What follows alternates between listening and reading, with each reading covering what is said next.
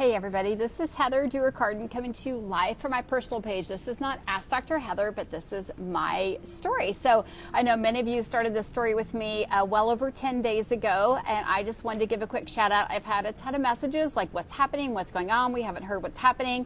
And really when I do things like this, it's oftentimes just to inspire and bring hope and hopefully make you think a little deeper into your life what you can do. So I do want to thank everyone who has given me hearts and support and giving me hundreds of positive comments and supporting me in whatever I do. So there are a couple of amazing women out there. I mean, there's thousands of amazing women, but a couple of amazing women who have RSD or CH, RPS, or chronic regional pain syndrome, Amberly and Kelly, and they really motivated me. They were both wheelchair bound and said, I'm like, how do you start walking? How do you do that? It's been over 4 years. And they're like, one foot in front of the other. So I set myself up, which means I started manifesting. I started doing a lot of visualization. When is this going to happen? And I told my husband I need to go to my anchor, which is my cabin in Minnesota. It's been our family since 1940. So hopefully you guys heard that the other day. So it's my anchor, it's my why, it's my family. I also had to be removed a little bit from my family and the stress of my family. It's all right. Stress can be good or bad. So I could really focus and allow my nervous system to really calm down, my brain to really calm down, and just really relax and let my body focus on healing. And how I had to do that is, number one, be in the right emotional state. I had my dear friend, we've been friends for over 40 years, drive me up there, so nothing better than a fun girls trip. I had my husband cover the office for me. I let my kids, and they totally understood and supported that I was not going to be home. This is the longest I've been away from them ever for a long time. So they were very supportive of what I needed to do. And my mom was very understanding, although she was a little bit worried. And my uncle Steve, who inherited the cabin from my great Aunt Melly, was all supportive of what I wanted to do. So emotionally, I had to be in the right place. I took a gratitude journal, got a couple new pens. I did take a little bit of work, didn't get it all done, didn't get a lot of that work done. But physically, I really focused on, Laura helped me with a lot of breathing. We know we have to breathe every day, or I guess several times a minute, because we can only go a couple minutes without breath and then we expire. So we really focused on some breathing. I learned some new things about yoga breathing, moon breathing, sun breathing, or sunrise and sunset breathing. I've always focused on abdominal breathing with my patients for better sleep and better rest, but definitely focused a lot more on my breathing pattern. When pain came up, I kind of put my mind over matter and did some things I haven't done for a long time, which is bearing weight on my foot, taking a few steps. I know 4 doesn't seem like very many to some people. It seems like a lot to me. So anyway, wanted to share that with you because all the positive notes and hearts and comments that you guys have shared have really made it there. But whatever it is you're going through, whatever chronic pain and visual pain, whatever is happening in your life, it's 3 things you have to have. You have to have hope, right? You have to set yourself up for success, which is make a plan, make a map. What does it look like? And then you have to be okay if it doesn't look okay. My plan wasn't to go up there and put water skis on and ski like I've done many years in the past. It was really just to let my body kind of calm down and give it the best case scenario, the best situation to let it heal. So we talked about mind, right? The mental emotional component. We talked about the physical component, which is me doing more yoga, me doing more breathing, me doing more exercising, and really taking some of the yoga poses that Laura helped me with to a bigger, better extreme. And then the last one was chemical. So I've been doing a fast. So I started fasting last Tuesday, and then Thursday night we had steak and fresh grown tomatoes, and I did a 48-hour fast, and then I stopped. And then I'm like, you know what? That's not what I manifested. I'm going to get after this. So I'm really glad that I was up there. Laura and her family left on Friday. So I've been up at the cabin in northern Minnesota since Friday, and my neighbor friend up in Minnesota said, if you want to stay longer, I'll take you to the airport. My husband said, I'll book you the flight if you want to stay 4 or 5 days for yourself and really focus on what you can do.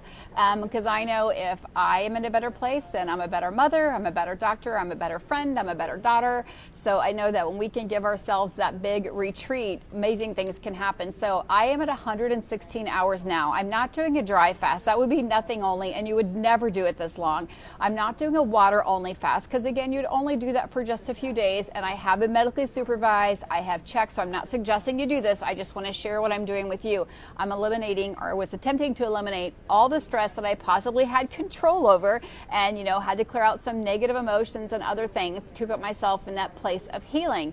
however that ends up being. If it's a full miracle, that would be awesome. But if it's, better than I was before I came up here, then that's awesome as well. So I know that what next week will tell. I also already feel a lot of reduction in inflammation. It just really started yesterday and today. I didn't really feel it the first few days, which can be kind of discouraging. Like, I wanted to go up there and roast marshmallows and eat them, but knowing that I called my husband and I had a couple other friends, Jackie and Dawn, I reached out and I'm like, girls, I need some prayer right now. I'm not hungry. I'm not craving anything. I just want to eat.